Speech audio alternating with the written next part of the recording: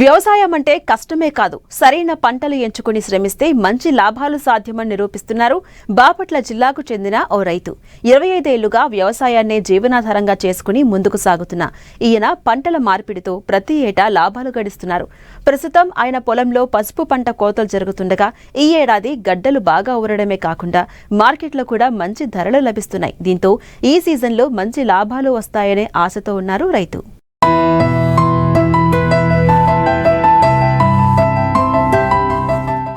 బాపట్ల జిల్లాలోని కొల్లూరు మండలం కిష్కిందపాలెం గ్రామానికి చెందిన రైతు మధుసూదనరావు గత 25 ఏళ్లుగా వ్యవసాయాన్ని నమ్ముకుని జీవనం సాగిస్తున్నారు.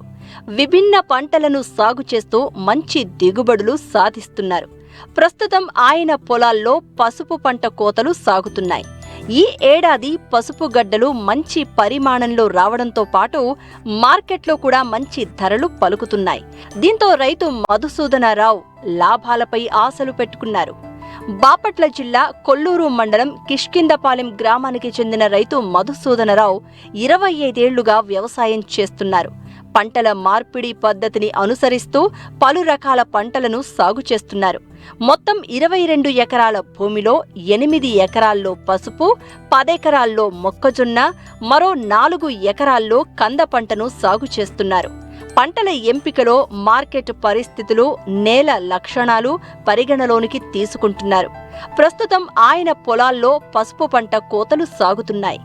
ఈ ఏడాది పసుపు గడ్డలు మంచి పరిమాణంలో రావడంతో రైతు ఆనందం వ్యక్తం చేస్తున్నారు. అదే సమయంలో మార్కెట్లో కూడా పసుపుకు మంచి ధరలు లభిస్తున్నాయి. ఈ ధరలు ఇలాగే కొనసాగితే ఈ సీజన్లో మంచి లాభాలు వస్తాయని రైతులు ఆశాభావం వ్యక్తం చేస్తున్నారు. గత 25 ఏళ్లుగా వ్యవసాయం చేస్తాను. పసుపు, కంద, అరటి, మినుము, మొక్కజొన్న ఈ పైర్లు వేస్తాము. 2 ఏళ్ల నుంచి అంత ఆశాజనకంగా వరదలు వచ్చి 2 నెలల నుంచి అంత ఆశాజనకంగా లేవు. ఈ ఏడు వరద వచ్చినా కొంతమంది పొలం పొడిచింది, కొంతమంది పొలం పొడవనాళ్ళలో నేను కూడా ఒకనే చాలా 20-25% పొలాలు పొడిచినాయి వరదకి. కిందటి సంవత్సరం అయితే మ్యాక్సిమం మొత్తం ఈ 7 లంక గ్రామాలు ఉంటాయి. ఇక్కడ 7 లంక గ్రామాలలో మొత్తం పొడిచిపోయినాయి మ్యాక్సిమం. మేము కూడా ఈ ఏడు పసుపు కృష్ణా జిల్లా నుంచి కొనుక్కొచ్చుకున్నాం. నిరుడు కొనుక్కొచ్చి వేసాము. ఈ ఏడు వేస్తే కొద్ది పర్వాలా బాగానే ఊరింది. ఈ పసుపు వచ్చి వేసేటప్పుడు నాగలు పెట్టి వేస్తామండి. నాగలు పెట్టి మనుషులు పెట్టి వేస్తాము. ఒక ఎకరానికి వచ్చి ఖర్చు 15,000 అట్ట అవుద్ది. ఎకరానికి వచ్చి ఒక 30-20 మంది ఆడాళ్ళు నాగలే వేసిన కూలి. పసుపు విత్తనం కొనం కాబట్టి మాకు ఉంటుంది కాబట్టి ఇబ్బంది లేదండి. లేకపోతే ఎకరానికి వచ్చి 1,500 రూపాయలు మేము 20 బస్తాలు వేస్తాం ఎకరానికి. అంటే 30,000 రూపాయలు విత్తనం ఖర్చు అవుద్ది మాకు.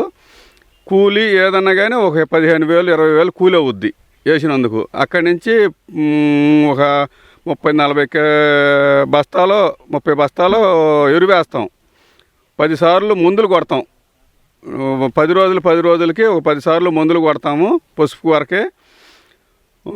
తర్వాత ఈ కూలండి ఆకు కోసి వండి గుట్టపోసి వంట వండి గోతాలకు ఎత్తేదలికి ఎకరానికి వచ్చి 2 లక్షలన్నర అవుద్దండి. మాకు 30 క్వింటాలు అవుద్దండి. ప్రస్తుతానికైతే ఇప్పుడు 13,000 12,000 అట్లా రేటు ఉంది. ఈ దిగుబడి వస్తేనండి రైతు ఒడ్డున పడతాడు. ఈ దిగుబడి రాకుండా ఎకరానికి 15 క్వింటాలు 16 క్వింటాలు కూడా అవుద్దండి. అట్లా పడితే మటుకి బాగా పూర్తి దండగొచ్చుదండి. వరద వచ్చి ఏడు కొన్ని పొలాలు అయితే 2 క్వింటాలు 3 క్వింటాలు అయ్యే పరిస్థితే ఉందండి. ఈ ఏడు నా వరకే నాకు పర్వాలేదండి, బాగానే ఊరింది.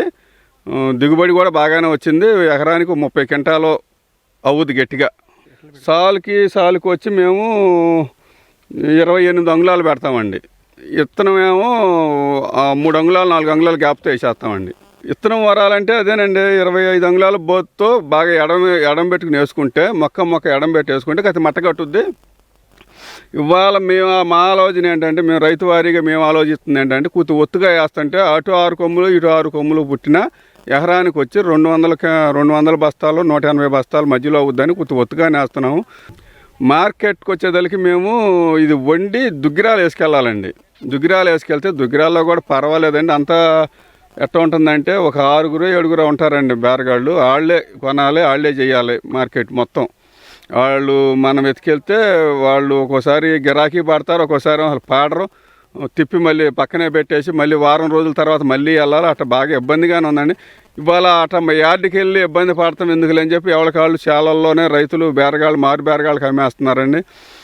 మాకు ఇప్పుడు వచ్చేదలకి ప్రజెంట్గా అయితే 13,000 కిందనే ఉందండి. 10,000 నుంచి 13,000 మధ్యలో నడుస్తుందండి మార్కెట్.